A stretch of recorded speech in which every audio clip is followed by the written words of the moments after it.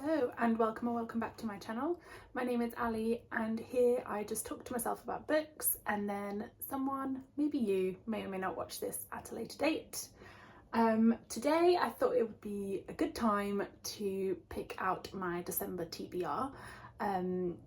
I was very ambitious with my November TBR, so maybe we'll do a few less books this time round, but let's get started.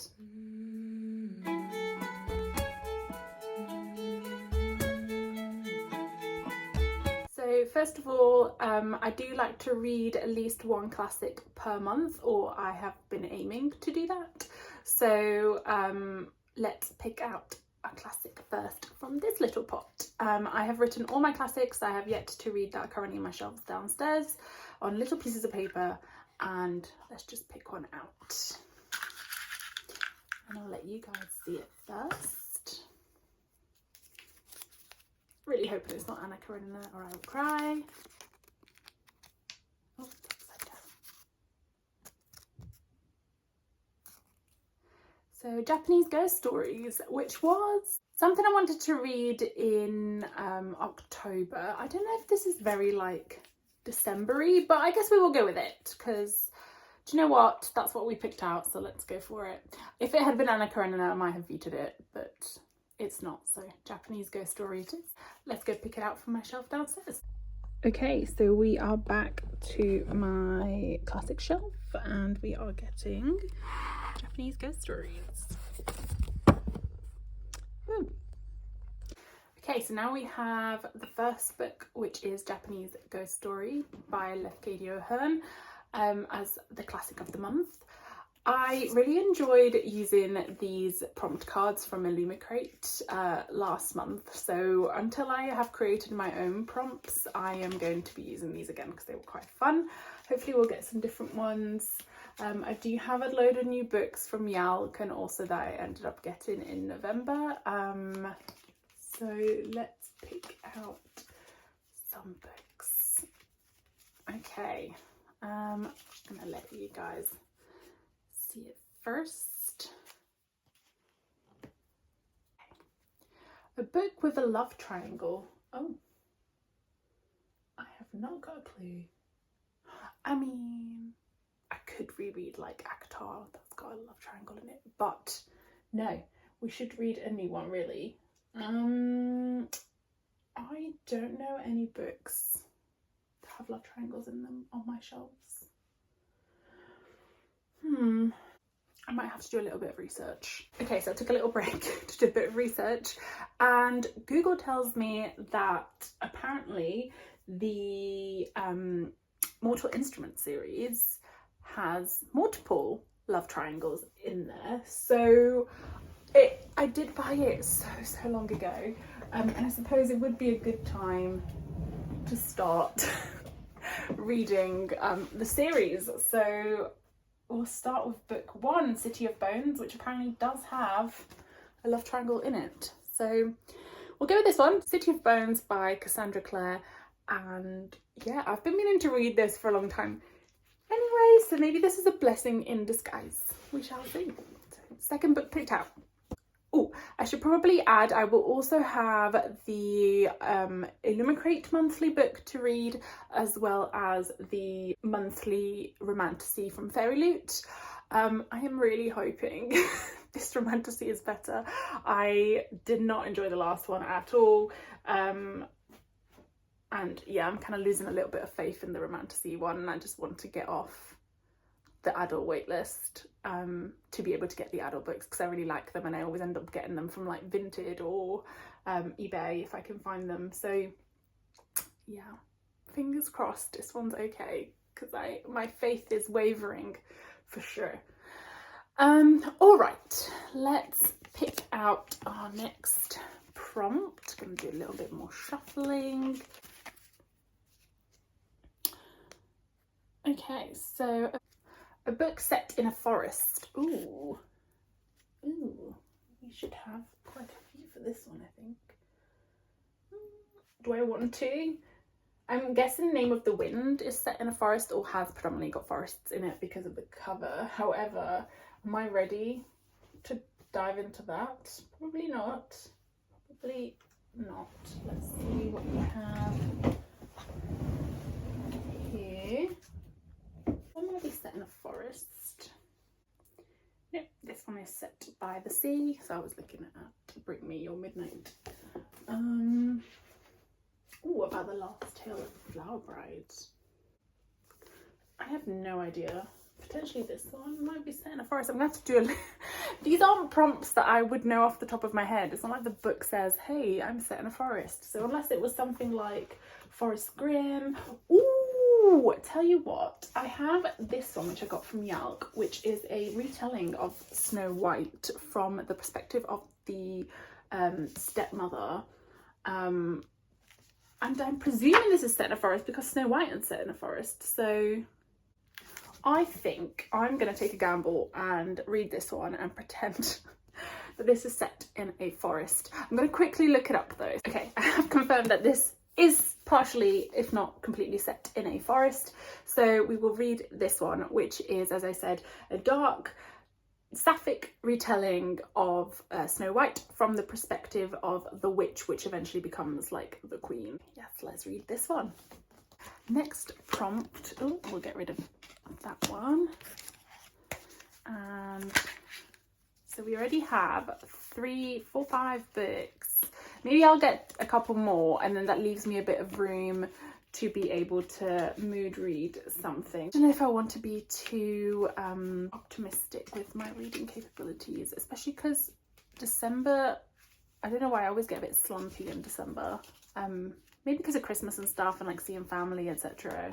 I don't have as much time to read. So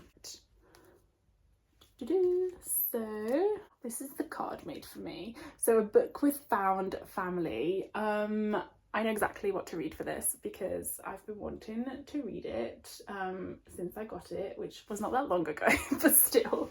I think for this one, I'm going to read The Teller of Small Fortunes by Julie Leong, because this sounds like pure found family. Like, it's about this small fortunes teller which travels the country, etc., and then gets roped into helping out this reformed, so they say, thief, to find a missing child. And then they meet a baker, and then they also meet this like magical cat, and it just sounds like pure found family. So I would definitely be adding this to my Christmas December TBR. To be fair, I feel like I've picked out books so far that are quite good for like December-y.